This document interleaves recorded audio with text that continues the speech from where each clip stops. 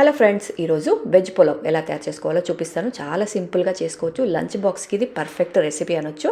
తప్పకుండా ట్రై చేయండి. వీటి కోసం ఇక్కడ నేను ఆలు, క్యారెట్, పన్నీరు, అలాగే పాలకూర, ఆనియన్స్, పచ్చిమిర్చి కట్ చేసి పెట్టుకున్నాను. ఇక్కడ మీరు పాలకూర లేకుంటే మెంతెం కూర ఏదైనా ఆకుకూర వేసుకోండి, లేదంటే స్కిప్ అయినా చేయొచ్చు.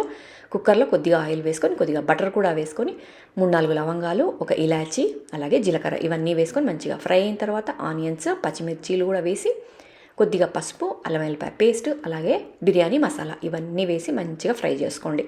ఆనియన్స్ కొంచెం ఫ్రై అయిన తర్వాత ఇప్పుడు మనం కట్ చేసి పెట్టుకున్న టమాటా, అలాగే కొద్దిగా పాలకూర, అలాగే మనం కట్ చేసి పెట్టుకున్న కూరగాయలు అన్నీ ఉన్నాయి కదా, అవన్నీ వేసేయండి. ఇవన్నీ వేసిన తర్వాత దీనికి తగినట్టు ఉప్పు. ఇక్కడ మీరు కూరగాయలు ఏవైనా యాడ్ చేసుకోవచ్చు అండి. బీన్స్ వేసుకోవచ్చు, బఠానీలు, ఇట్లా రకరకాల కూరగాయలన్నీ వేసుకోండి.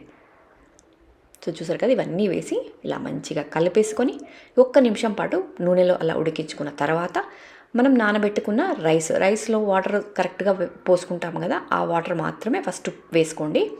ఆ వాటర్ వేసుకున్న తర్వాత మన రైస్కి తగినంత ఉప్పు వేయండి. అప్పుడు మనం ఆల్రెడీ కొంచెం వేసాం కదా, ఇప్పుడు కూడా మన రైస్కి తగినంత ఉప్పు వేసి నీళ్ళు మంచిగా ఇలా బాయిల్ అయిన తర్వాత అప్పుడు రైస్ వేద్దాము. ఈలోపు మనం కొద్దిగా కొత్తిమీర, అలాగే ఒక 4-5 కాజులు ఇవి ఉంటే వేసుకోండి, లేదంటే స్కిప్ చేయొచ్చు.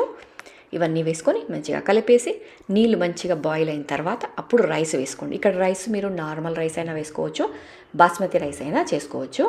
బాస్మతి రైస్ అయితే కొంచెం వాటర్ తక్కువగా వేసుకోండి. చూస్తారు కదా, ఇలా నీళ్ళన్నీ మంచిగా మరిగిన తర్వాత ఇప్పుడు నేను రైస్ వేసుకొని కలిపేసి ఇంకా మూత పెట్టుకొని ఒక 3 విజిల్ పెట్టుకుంటే మన పర్ఫెక్ట్ వెజ్ పులావ్ అనేది రెడీ అయిపోతుంది. తప్పకుండా ట్రై చేయండి.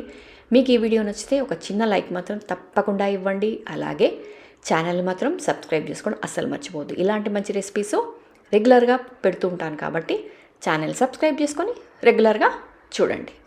చూస్తారు కదా, చాలా బాగుంది.